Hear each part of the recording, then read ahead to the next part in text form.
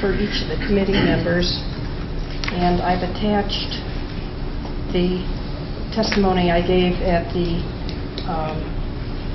previous hearing of the Colorado Legislative Council for your reference. Pardon? One more? Just made it. Okay. My name is Carol Kirkstad. I live in Loveland, Colorado.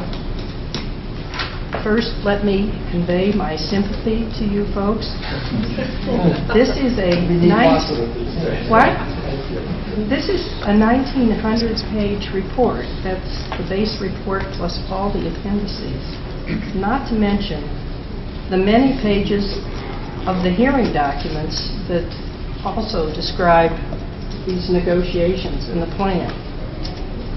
With the legislative session ending in about 1 month, it is easy to understand your reluctance to address even one change to this plan. Now, I have not studied the entire plan, and I'm not going to address the Excel 1365 issue, but I can tell you that the recommendations for the Craig Units 1 and 2 and the Hayden Units 1 and 2 should be removed from the plan, and also the recommendations for the Rawhide should be removed. Now, there are 6 locations, this is just a little background, in Colorado that monitor this visibility of Class 1 areas.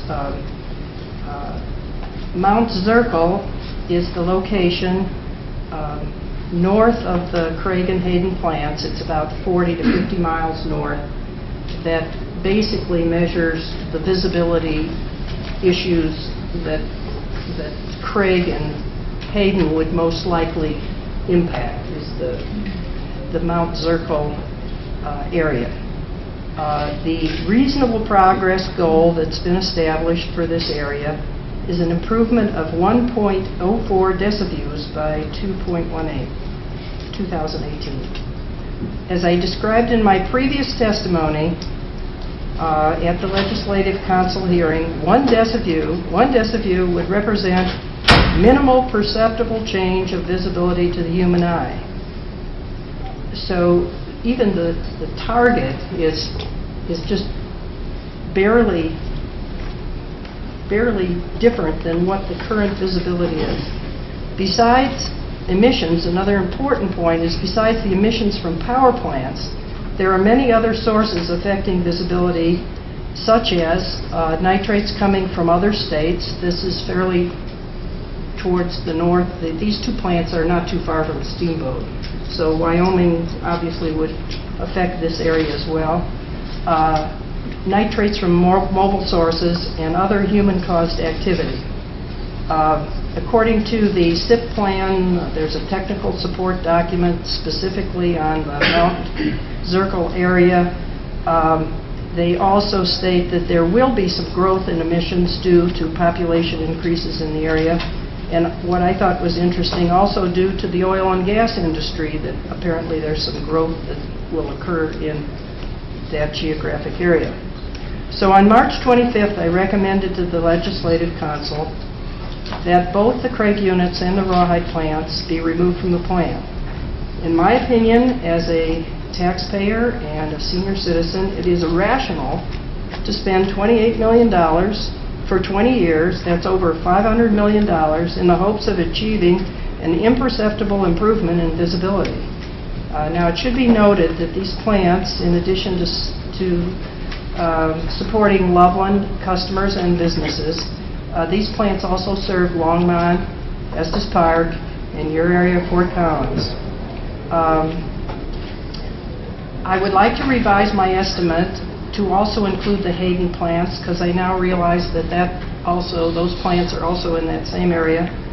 The SIP report proposes spending, when you add that, $50 million per year for 20 years. That's over $1 billion that would be improvements to the Craig and Hayden plant in the hope of improving visibility by about 1 decibel. Remember, that's barely perceptible improvement.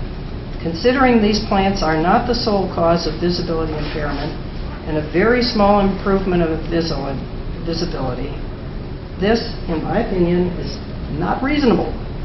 I don't even think the EPA would say it's reasonable. And I would ask you folks, would you spend even $50,000 of your own money on this plan? On April 11th, the House voted 57-7 to pass House Bill 11-1291. How many members of the House that voted for that bill knew what they were voting for? How many had taken the time to actually read this plan, or even this section of the plan that I'm referring to? Now, I'm being a little facetious, but the haze that needs to be addressed is right here in the Capitol in Denver. The decisions that are being made, in my opinion, are due to pressure by XL, natural gas, Sahara Club, other interest groups. What's lacking is input from people that elected you folks. I am here today to ask you to postpone your decision on this bill and include it in the hearing for next week on April 25th so that all three bills can be discussed at the same time.